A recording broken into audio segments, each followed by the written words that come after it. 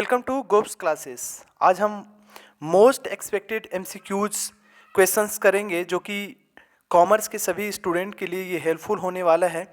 जो भी 12th के प्रिपरेशन में लगे हुए हैं उन सभी विद्यार्थियों के लिए टर्म 1 एग्जामिनेशन के लिए बहुत ही हेल्पफुल होने वाला है, जो कि एक्सपेक्टेड डेट दिसंबर में है। इस महीने आप लोगों का डेट शीट भी आने वाला है। तो चलिए इस 56 क्वेश्चंस को डिस्कस करेंगे, और जो भी स्टूडेंट्स इस टॉपिक से, जो इशू ऑफ शेयर है, अकाउंटेंसी का ये टॉपिक है, जो भी 56 क्वेश्चंस कर लेते हैं इनका यहाँ से 10 मार्क्स कंफर्म हो जाएगा, ये सिक्योर्ड हो जाएगा। मैं मिनिमम 10 मार्क्स बोल रहा हूँ, अधिक से अधिक 15 भी जा सकता है। तो जो भी स्टूडेंट इस वीडियो को पूरे लास्ट तक देखता है तो मैं बोल सकता हूं कि आप 10 to 15 क्वेश्चंस कंफर्म कर सकते हैं, सिक्योर्ड कर सकते हैं यहाँ से। तो चलिए इस वीडियो को स्टार्ट करते हैं। बहुत ही सिलेक्टेड क्वेश्चंस लिया गया है जो कि आपके एग्जाम के पॉइंट ऑफ व्यू से VVI क्वेश्चंस है। तो चलिए हम पहला क्वेश्चन डिस्कस करते हैं। आज का जो पहला क्वेश्चन है वो है, फर्स्ट क्वेश्चन है who are the owner of company. तो कंपनी का ऑनर कौन होता है? तो कंपनी का रियल ऑनर जो होता है वो इक्विटी शेयर होल्डर होता है। कौन होता है? Equity share holder. तो इसका राइट आंसर हो जाएगा option number A. Option number A is correct answer. अगर इसमें सिर्फ शेयर होल्डर होता तो शेयर होल्डर हो जाता है। यहाँ पे अगर मैं बात करूँ प्रेफरेंस शेयर होल्डर का, तो वो रियल ऑनर नहीं होता है, इसलिए यहाँ पे इसका आंसर जाएगा इक्विटी शेयर होल्डर। चलिए नेक्स्ट क्वेश्चन की ओर बात करते हैं। The nominal capital is known as. तो नॉमिनल कैपिटल, हम ऑथराइज्ड कैपिटल को ही नॉमिनल कैपिटल बोलते हैं और रजिस्टर्ड कैपिटल को ही नॉमिनल कैपिटल बोला जाता है। तो इसका जो राइट आंसर हो जाएगा ऑप्शन नंबर सी, बोथ हो जाएगा। क्या हो जाएगा? बोथ। ऑप्शन नंबर सी है ना। Authorised capital, registered capital and nominal capital is same, तीनों सेम होता है, एक ही चीज का 3 नेम है। चलिए नेक्स्ट क्वेश्चन बढ़ते हैं। क्वेश्चन नंबर 3 है, balance of share forfeiture account is shown in the balance sheet under the head. तो जो स्थिति विवरण में अंशहरण के शेष को कहाँ दिखाते हैं? तो अंशहरण को हम दिखाते हैं शेयर कैपिटल अकाउंट में। इसका राइट आंसर हो जाएगा option number A is correct answer. Next question की बढ़ते हैं। Next question is, right shares are the shares which. कहने का मतलब है कि अधिकार अंश वे हैं जिन्हें क्या है, are issue to existing share holders of the company. क्या होगा? कंपनी के वर्तमान अंशधारकों को निर्गमित किया जाता है, एग्जिटिंग जो होता है वो। चलिए तो इसका राइट आंसर हो जाएगा option number B is correct answer. Next question की बढ़ते हैं। Next question is, dividends are usually paid on. तो डिविडेंड्स किसको मिलता है? डिविडेंड कहने का मतलब है कि लाभांश सामान्यता पर दिया जाता है। तो dividends are usually paid on. तो डिविडेंड्स दिया जाता है जनरली पेड अप कैपिटल पे दिया जाता है। किस पर दिया जाता है? पेड अप कैपिटल पे। इसका राइट आंसर हो जाएगा option number D is correct answer. Next question को बढ़ते हैं। Question number 6 is, equity share holders are ... of the company. तो इक्विटी शेयर होल्डर कंपनी का क्या होते हैं? ऑनर होते हैं। तो इसका राइट आंसर हो जाएगा ऑप्शन नंबर बी। नेक्स्ट है, जब जब्त किए गए अंशों के पुनः निर्गमन के पश्चात अंशहरण खाते के शेष को हस्तांतरित कर दिया जाता है। तो कहाँ हस्तांतरित किया जाता है? क्वेश्चन समझने का प्रयास करें। Balance of forfeited shares account after reissue of forfeited share is transferred to. तो इसको ट्रांसफर किया जाता है कैपिटल रिजर्व अकाउंट में। तो इसका राइट आंसर हो जाएगा option number B. Option number B is correct answer. मतलब जब हम शेयर को फॉरफिट करते हैं और वो जो फॉरफिट करने के बाद जो हमारे पास बैलेंस बचता है उसे हम कहाँ ट्रांसफर करते हैं? तो कैपिटल रिजर्व में ट्रांसफर करते हैं री इशू के बाद। चलिए नेक्स्ट क्वेश्चन की ओर बढ़ते हैं। Next question is, under the provision of companies act company can issue. तो जनरली कंपनी क्या इशू कर सकती है? कंपनी अधिनियम के प्रावधानों के अंतर्गत एक कंपनी निर्गमित कर सकती है। तो कंपनी निर्गमित कर सकती है preference share and equity share, दोनों इशू कर सकती है। चलिए राइट आंसर हो जाएगा इसका option number C is correct answer. Next question क्यों बढ़ते हैं। नेक्स्ट क्वेश्चन इज, अंशों के हरण के परिणाम स्वरूप घट जाती है। तो अंशों के हरण के परिणाम स्वरूप क्या घट जाती है? तो इसमें घट जाता है पेड अप कैपिटल। क्या घट जाता है? पेड अप कैपिटल इसका घट जाता है। इसका राइट आंसर हो जाएगा ऑप्शन नंबर ए। पेड अप कैपिटल मीन्स जो हमें अंशधारकों से प्राप्त हुआ है उसे पेड अप कैपिटल बोलते हैं। नेक्स्ट है question number 10। Question number 10 is as per table F the maximum rate of interest on calls in advance paid is. तो जो हमें कॉल्स इन एडवांस के रूप में शेयर होल्डर्स से मिलता है, जो हमें पब्लिक से पैसा मिलता है शेयर होल्डर के द्वारा, जो एडवांस में पैसा मिलता है, उस पर रेट ऑफ इंटरेस्ट कितना होता है? तो इसमें रेट ऑफ इंटरेस्ट जो होता है वो मैक्सिमम 12% होता है। कितना होता है? 12%। तो इसका राइट आंसर हो जाएगा ऑप्शन नंबर बी। नेक्स्ट है the maximum capital beyond which a company is not allowed to raise funds by issue of share is called. कहने का मतलब कि वह अधिकतम राशि जिससे अधिक कंपनी को अपने अंश के निर्गमन द्वारा कोष जुटाने की आज्ञा नहीं है, तो उसको हम क्या बोलते हैं? उसको बोलते हैं ऑथराइज्ड कैपिटल। क्या बोलते हैं? Authorised capital. इसका राइट आंसर हो जाएगा ऑप्शन नंबर सी। देखिए, जब मेमोरेंडम ऑफ एसोसिएशन और मेमोरेंडम ऑफ आर्टिकल बनता है तो मेमोरेंडम ऑफ एसोसिएशन में स्पष्ट लिखा हुआ रहता है कि एक कंपनी मैक्सिमम कितने शेयर को इशू कर सकता है, उससे अधिक 1 रुपये भी इशू नहीं कर सकता है। तो उसी को हम बोलेंगे ऑथराइज्ड कैपिटल। कितने पूंजी को एकत्रित करने के लिए वो ऑथराइज्ड है। नेक्स्ट क्वेश्चन है, नेक्स्ट क्वेश्चन इज यदि 10 रुपये वाला समता अंश 12 रुपये पर निर्गमित किया जाता है तो इसे कहा जाता है ना? अगर 10 रुपये वाला शेयर 12 रुपये में इशू कर देते हैं तो उसको हम क्या बोलते हैं? Issued at premium. इसका राइट आंसर हो जाएगा option number B.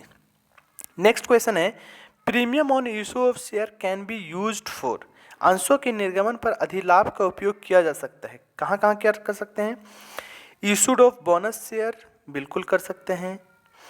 Distribution of profits इसमें भी कर सकते हैं। ट्रांसफरिंग टू जनरल रिजर्व ये भी कर सकते हैं। तो इसका राइट आंसर हो जाएगा option number D is correct answer.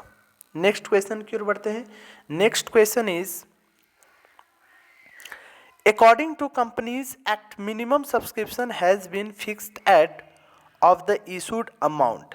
कहने का मतलब क्या है? कंपनी अधिनियम के अनुसार न्यूनतम अभिदान की राशि कुल निर्गमन का खाली स्थान निर्धारित कर दी गई है। कम से कम 90% होना चाहिए सब्सक्रिप्शन, है ना? इसका राइट आंसर हो जाए ऑप्शन नंबर सी। नेक्स्ट है कंपनी अधिनियम के 2013 के टेबल एफ के अनुसार बकाया याचना पर ब्याज की दर खाली स्थान से अधिक नहीं हो सकती है। अगर कॉल्स इन एरियर है, कोई शेयर होल्डर पैसा हमें नहीं दिया है, तो उस पर हम कितना रेट ऑफ इंटरेस्ट लगा सकते हैं?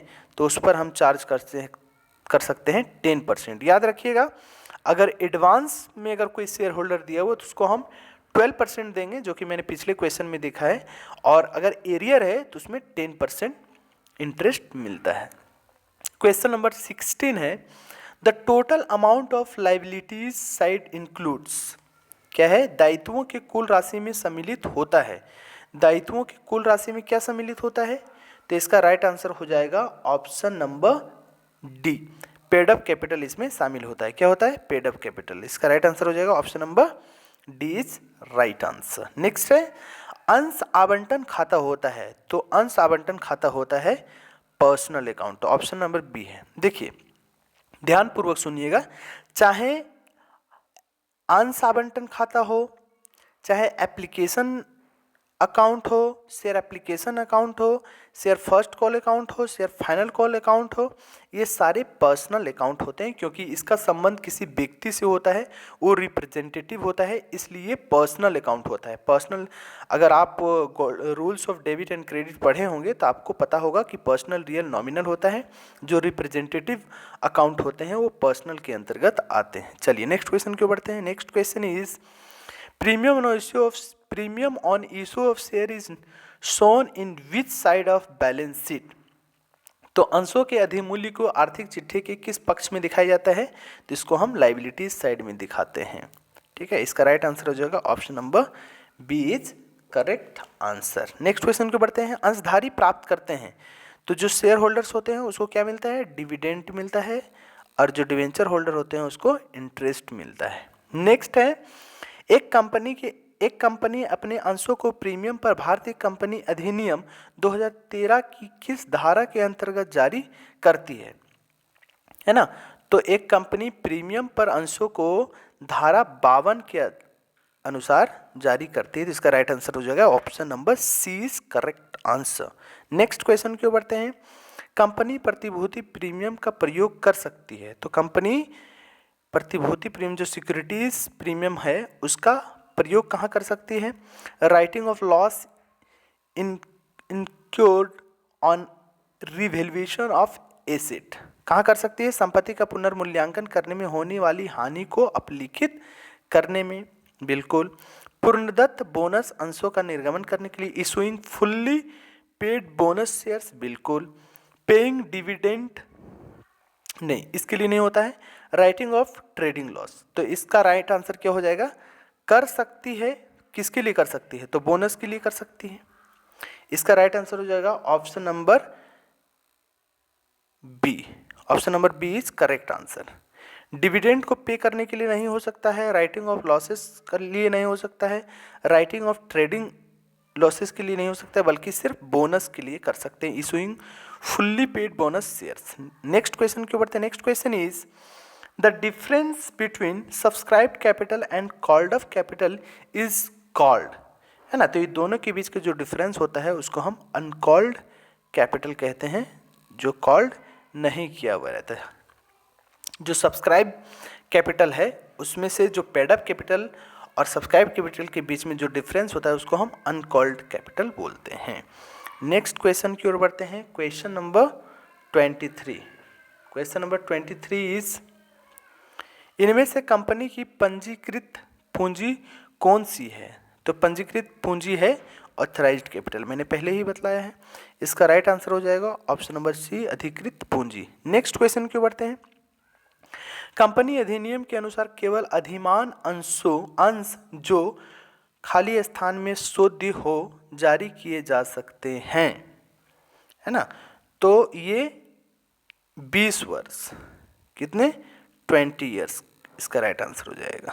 प्रेफरेंस शेयर जो होते हैं, जो रिडीमेबल होते हैं, वो 20 ईयर्स के लिए होते हैं, किए जा सकते हैं। नेक्स्ट है। नेक्स्ट क्वेश्चन इज जब प्रवर्तकों के अंश निर्गमित किए जाते हैं तो किस खाते में डेबिट किया जाएगा? कहने का मतलब है ये गुडविल में किया जाएगा। जब जो प्रमोटर्स होते हैं उसको जब शेयर इशू किया जाता है तो उसमें किस अकाउंट को डेबिट किया जाता है? तो गुडविल को। नेक्स्ट है क्वेश्चन नंबर 26 इज यदि अंशों के पुनर्निर्गमन पर हानि जब्त की गई राशि से कम हो तो अधिशेष या लाभ हस्तांतरित किया जाता है। तो कहाँ किया जाता है? ये किया जाता है कैपिटल रिजर्व में। कहने का मतलब क्या है? कहने का मतलब है कि जब हम कोई शेयर फॉरफिट करते हैं और हानि की दशा में जो भी जब्त की गई राशि से कम होता है उसे हम कैपिटल रिजर्व में ट्रांसफर करते हैं। कहाँ ट्रांसफर करते हैं? कैपिटल रिजर्व में। चलिए नेक्स्ट क्वेश्चन की ओर बढ़ते हैं। कंपनी के दायित्वों में जोड़े जाने वाली पूंजी कहलाती है। जो कंपनी के दायित्व में जोड़ी जाती है वो पूंजी कहलाती है, क्या कहलाती है? पेड अप कैपिटल कहलाती है। इसका राइट आंसर हो जाएगा option number D is correct answer. Next question है एक कंपनी में सदस्यों का दायित्व होता है, तो एक कंपनी में सदस्यों का दायित्व क्या होता है? लिमिटेड होता है। याद रखिएगा दोस्तों, लिमिटेड होता है। नेक्स्ट है प्रतिभूति प्रीमियम खाते को आर्थिक चिट्ठे में किसके अंतर्गत दिखाया जाता है? तो ये रिजर्व एंड सरप्लस में दिखाया जाता है। कहाँ दिखाया जाता है? रिजर्व एंड सरप्लस में। इसका राइट आंसर हो जाएगा option number A is correct answer. चलिए नेक्स्ट क्वेश्चन को बढ़ते हैं। प्रति अंश आवेदन की राशि अंश के निर्गमन मूल्य के खाली स्थान से कम नहीं होनी चाहिए। Application money should not be less than ... of issue price of each share. 25% से कम नहीं होना चाहिए। इसका राइट आंसर है ऑप्शन नंबर सी। कहने का मतलब है जो एप्लीकेशन का अमाउंट है वो 25% से कम नहीं होना चाहिए। नेक्स्ट क्वेश्चन है जब किसी याचना पर राशि देय हो परंतु यह प्राप्त नहीं होती है तो कमी को डेबिट किया जाता है कॉल्स इन एरियर में। इसका राइट आंसर हो जाएगा ऑप्शन नंबर बी। देखिए आप अगर पढ़े होंगे इस चैप्टर को ध्यान से तो सारे क्वेश्चन आप कर पा रहे होंगे। चलिए नेक्स्ट क्वेश्चन है, निम्न में से किसे प्रदत्त पूंजी ज्ञात करने के लिए घटाया जाना चाहिए? Which of the following should be deducted from the called up capital to find out paid up capital? किसको घटाएंगे?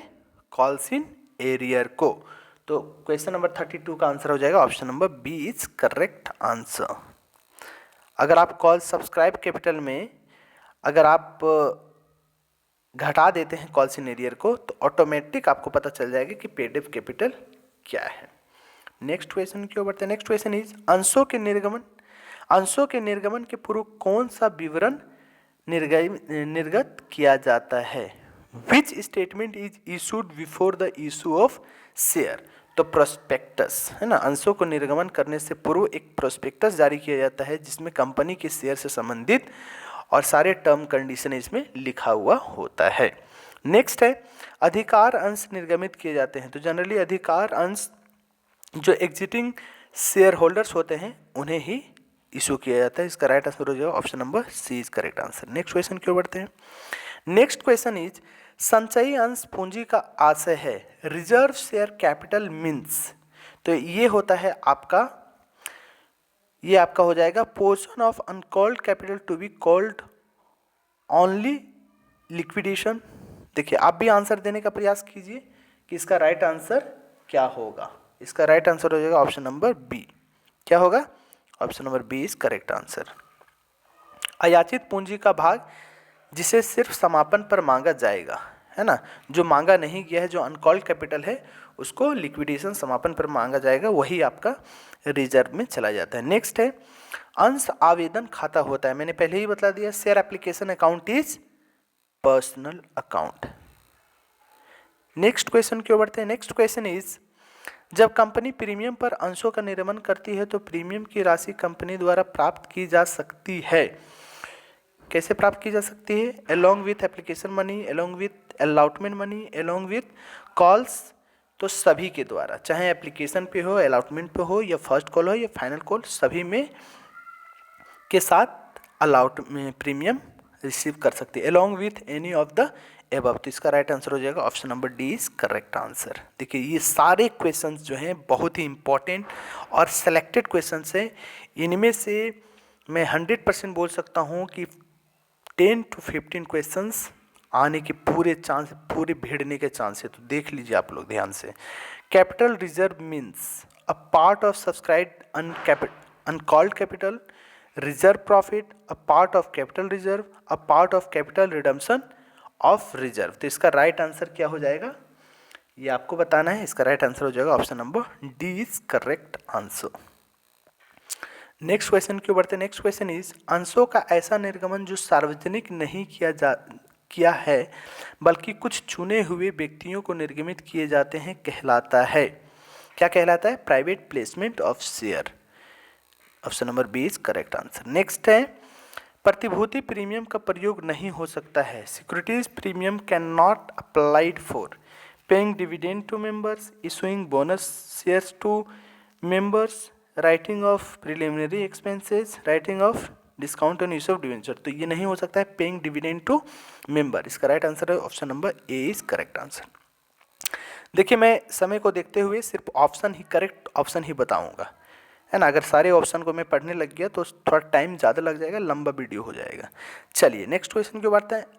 A joint stock company is, तो ज्वाइंट स्टॉक कंपनी क्या होता है? तो एन आर्टिफिशियल पर्सन होता है।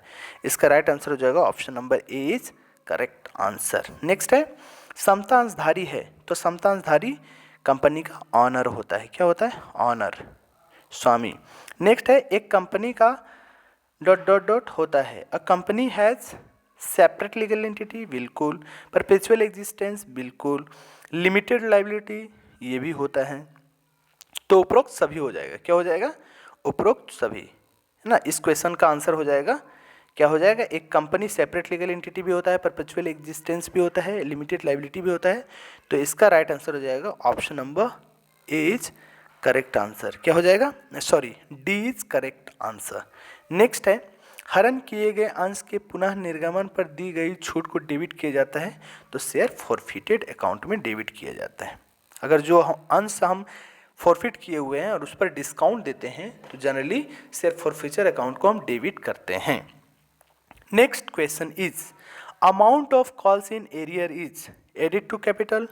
कहाँ ऐड करते हैं तो ये क्या करते हैं, deducted from share capital, share capital से डिडक्ट हो जाता है। इसका राइट आंसर होगा ऑप्शन नंबर बी।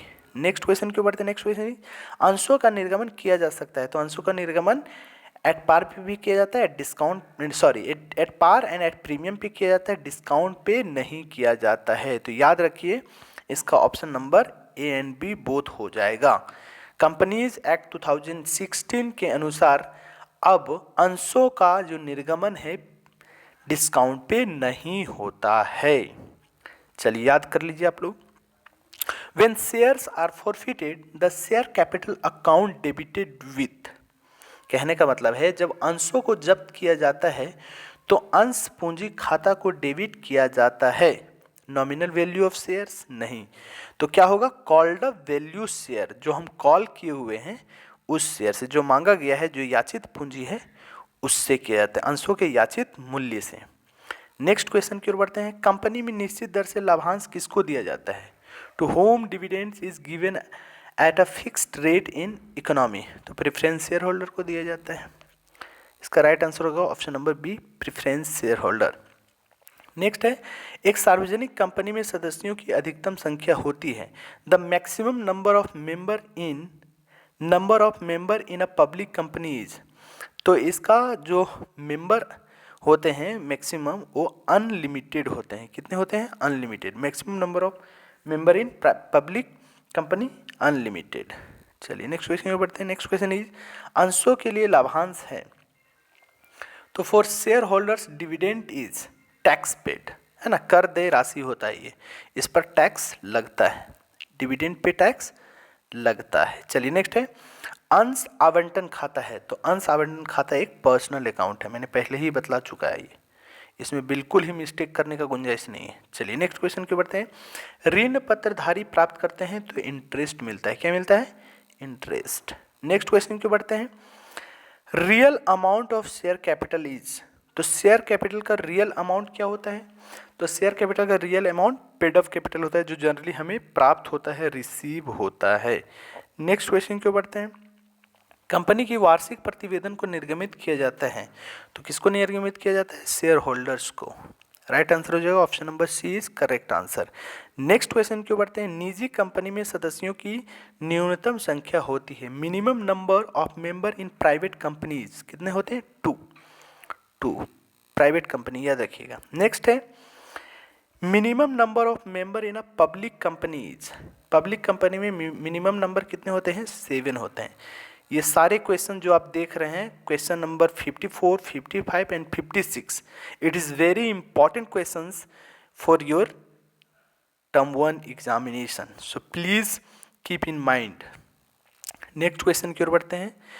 चलिए क्वेश्चन कंप्लीट होता है यहाँ पे। अगर ये वीडियो आपको अच्छा लगा हो, पसंद आया हो, कुछ सीखने को मिला हो, कुछ नया क्वेश्चन आप सीखे हो, तो इस क्वेश्चन को थोड़ा आप प्यार दें और इसे शेयर करें, लाइक करें, सब्सक्राइब करें और मेरे वीडियो के साथ बना रहें। और भी टर्म 1 एग्जामिनेशन जो आपका होने वाला है दिसंबर में, उससे संबंधित जितने भी चैप्टर्स हैं, जितने भी जो सिलेबस है आपका, उस सारे सिलेबस का MCQ कराने वाला हूँ। चाहे जो भी आपका पेपर है, चाहे अकाउंट्स हो, BST हो, ATP हो, इकोनॉमिक्स हो, मैं सारे चैप्टर का MCQ कराने वाला हूँ। आप इस चैनल से जुड़कर रहें, आपको बेहद ही लाभ मिलने वाला है। तो again thank you for watching this video and keep it up and हमारे वीडियो के साथ बना रहे, हमारे चैनल के साथ बने रहे। Thank you so much.